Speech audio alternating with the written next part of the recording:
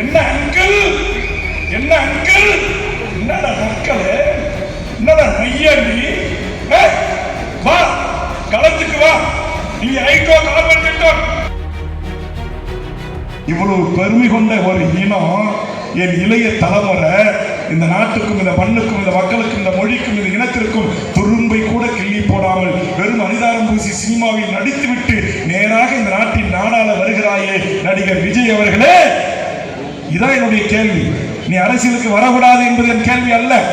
நீ இந்த நாட்டுடைய முதலமைச்சராக ஆகக்கூடாது என்பது எனது பார்வை அல்ல.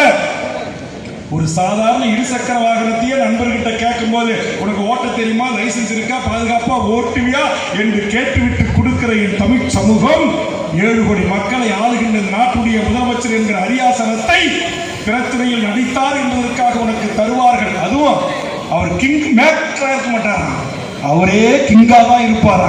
டேய், கிங்கா இருந்ததுனாண்டா நாங்கெல்லாம் அங்க உட்கார்ந்து இருக்கிறோம். கிங்கு தாண்டா நாங்க. ராஜராஜ சோழனும் ராஜேந்திர சோழனும் பல்லவ பேரரசனும் பாண்டிய மன்னர்களும் சேர மன்னர்களும் ஆட்சி செய்த வம்சத்தில் பிறந்தவர்கள் எல்லாம் இங்க அமைதியா தான் இருக்கிறான். ஓட்டரசியல ஜனநாயக அரசியலை நம்பித்தான் இருக்கிறான். ஜனநாயக வாய்ப்பு அளிக்கின்ற போதுதான் அந்த இடத்திற்கு வருகிறான். ஆனால் நீங்கள் இந்த மண்ணுக்கும் மக்களுக்கும் துரும்பை கிள்ளி போடுகிற நீங்க கேட்டிருக்கீங்களா? நம்ம எல்லாம் தஞ்சை மாவட்டத்துக்காரங்க, நீங்க எல்லாம் உட்கார்ந்துருக்கிறீங்க. திருவாரூர்லேருந்து மயிலாடுதுறையிலேருந்து தஞ்சாவூர் கும்பகோணத்துலேருந்து வந்திருக்கிறீங்க. சாவு வீட்டுக்கு செத்து போன வீட்டுல யாரு எழுவத்து கொடுத்தானோ, யாரு புள்ளிய பறி கொடுத்தானோ, பொண்டாட்டியை பறி கொடுத்தானோ, மகனை பறி கொடுத்தானோ, அந்த பறி கொடுத்து துக்க வீட்டில் உட்கார்ந்துருக்கிற பனையூருக்கு கூட்டு என்கிட்ட உங்க துக்கத்தை கலந்துக்கிட்டு போங்கன்னு சொல்ற நீங்க. இது எவ்வளவு இது ஒரு பண்பாடா? துப்புரவு பணியாளர்கள் உயிரை வைத்து பணியை வச்சு போராடுறான். அவனை கூப்பிட்டு வந்து உனக்கு என்ன பிரச்சனை என் வீட்டுல வந்து சொல்லிட்டு போ. இதான் அரசியலா? இதைத்தான் எம்ஜிஆர் செய்தாரா? இதைத்தான் ஜெயலலிதா அம்மையார் செய்தாரா? இதைத்தான் மறைந்த தலைவர் கலைஞர் செய்தாரா? இதைத்தான் இந்த நாட்டில் இருக்கிற 307 இருக்கிற இந்திய கம்யூனிஸ்ட் என்ற மகத்தான தலைவர் நம் வாழும் போதே வாழ்ந்து கொண்டிருக்கிற மாபெரும் போராளி ஐயா நல்லக்கண்ணு செய்தாரா? சமூகத்திலே பெண்களும் இளைஞர்களும் உங்கள் பாட்டுக்கு ஆடனா, உங்களை விஜய் விஜய் என்று சொன்னா உடனே உங்களுக்கு முதலமைச்சர் ஆசை வந்துருமா? திமுகவின் மீது 1000 விமர்சனம் இருக்கலாம். நிஸ்ஸா காலத்தில் சிறையில் அடிபட்டு உதப்பட்டு ரத்தம் சிந்தி இந்த நாட்டுடைய முதலமைச்சராக முத்துவேல் கருணாநிதி என்கிற அந்த மகத்தான மனிதன் ரத்தம் சிந்திருக்கிறார். ஜெயில கிடந்திருக்கிறார், அடி வாங்கியிருக்கிறார். முரசொலி தான் அப்பா எழுதிய முரசொலி பேப்பரை தோளிலும் தலையிலும் சுமந்து வீதி வீதியாக சென்று நித்த அரசியல் தலைவராக உருவாக்கியிருக்கிறார். முடிந்திருக்கிற பார்பர் கடையில் அரசியலை தொடங்கி இந்த நாட்டுடைய சட்டமன்றத்தினுடைய சாதாரணமா வரல.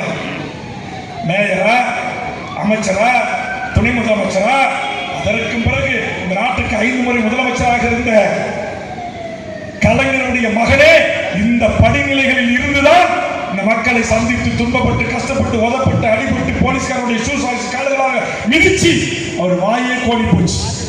ஆனா இவ்வளவு தியாகங்களை எல்லாம் செய்துவிட்டு ஜனநாயக நாட்டில் தமிழக வாழ்வுரிமை கட்சியின் ஆதரவோடும் துணையோடும் கடந்த 2021ஆம் ஆண்டு நாட்டுக்கு முதலமைச்சராக வந்த முத்துவேல் கருணாநிதி ஸ்டாலின் என்பவரை ஒரு சினிமா நடிகர். நீ என்ன சொல்ற? என்ன முதலமைச்சர் சார், என்ன முதலமைச்சர் சார், என்ன அங்கிள், என்ன அங்கிள், என்னடா மக்களே, என்னடா நையாண்டி, வா களத்துக்கு வா. இங்க ஐட்டோ கார்பன் திட்டம், ரீசார்ஜ் திட்டம், ஓஎன்ஜிசி திட்டம் என் மக்களுடைய விவசாய நிலங்களை பாழாக்கி பாலகமாக்கிற மோசமான நாசகார திட்டங்களுக்காக போராடி எத்தனை தலைவர்கள் செய்திருக்கிறார். எங்கள் தஞ்சை ஐயா தமிழரசில் இருந்து, எங்கள் நீக்க எதிர்ப்பாளர் ஜெயராமன் இருந்து, எங்கள் லெனினில் இருந்து, எங்கள் குடும்ப அலுவலகம் எதிர்த்து போராடிய சுப உதயகுமாரில் இருந்து இந்த மண்ணில் எத்தனை ஆளுமைகள், எத்தனை தலைவர்கள் தங்கள் வாழ்க்கையை அர்ப்பணித்திருக்கிறார், தியாகம் செய்திருக்கிறார். எந்த துரும்பையும் கிள்ளி போடாமல் ஒரு அறிவிக்கட்ட கூட்டமாக ரசிகர் மனப்பான்மையோடு இருக்கிற ஒரு கூட்டத்தை வைத்துக் கொண்டு நீ அரசியல் பேசு, மக்களை சந்திச்சு ஓட்டு வாங்க, அது வேற விஷயம். ஆனால் மற்ற தலைவர்களை சவாலுக்கு அளிப்பது, நக்கல் செய்வது, நையாண்டி செய்வதை திரு விஜய் அவர்களை நிறுத்திக் கொள்ள வேண்டும், நிறுத்திக் கொள்ள வேண்டும். எந்த புரிதலும் இல்லாம இங்க இருக்கிற என்னுடைய தாய்மார்கள், எனக்கு 2 புள்ள விஜயை பார்க்க போச்சு, கூட்டத்தில் நசுங்கி செத்து போச்சு, அது செத்தாலும் எனக்கு பரவாயில்ல, விஜய் என்கிட்ட வாட்ஸ்அப் காலில் பேசிட்டாரு, எனக்கு அதுவே போதும்னு சொல்றேன். இந்த மடத்தனமான மக்களை பெற்றிருக்கிற தமிழ் சமூகத்தை திருத்தி ஒரு நல்வழி காட்டி ஒரு மாற்று அரசியலை இந்த மண்ணில் விதைத்து வருவதுதான் தமிழக வாழ்வுரிமை கட்சி என்பதை புரிந்து கொள்வீர்கள், புரிய வைப்போம். நீங்க ஏதோ மடையர் கூட்டமா? நாங்க பறையும் படையாச்சி சண்டை போட்டுப்போம், தேவன் சண்டை போட்டுப்போம், முக்கியத்துவ நாடார் சண்டை போட்டுப்போம், முதலியாரு யாதவர் சண்டை போட்டுப்போம். நீங்க குளிர்காயெல்லாம் நடிச்சுட்டு வந்து நேரம் அரியணையில ஏறி உட்கார்ந்து எங்களை ஆளலாம் என்று நினைக்கின்றீர்கள். தமிழக வாழ்வுரிமை கட்சி எந்த சினிமாக்காரர்களுக்கும் நடிகர்களுக்கும் எதிரி அல்ல. ஆனால் அதே நேரத்தில் என் மக்கள் படுகிற துன்பங்களை துயரங்களை குறித்து வாதிங்க. தெரிந்து கொள்ள கீழ்கண்ட கேபிள் மற்றும் டிடிஎச் நெட்வொர்க்குகளில் எம்நாடு செய்தி தொலைக்காட்சியை காணுங்கள். பாதகம் செய்பவரை கண்டால் நாம் பயம் கொள்ளலாகாது பாப்பா. மோதி மிதித்துவிடு பாப்பா, அவர் முகத்தில் உமிழ்ந்துவிடு பாப்பா. அண்மை செய்திகளை உடனுக்குடன் தெரிந்து கொள்ள இணைந்திருங்கள் எம்நாடு தொலைக்காட்சியுடன்.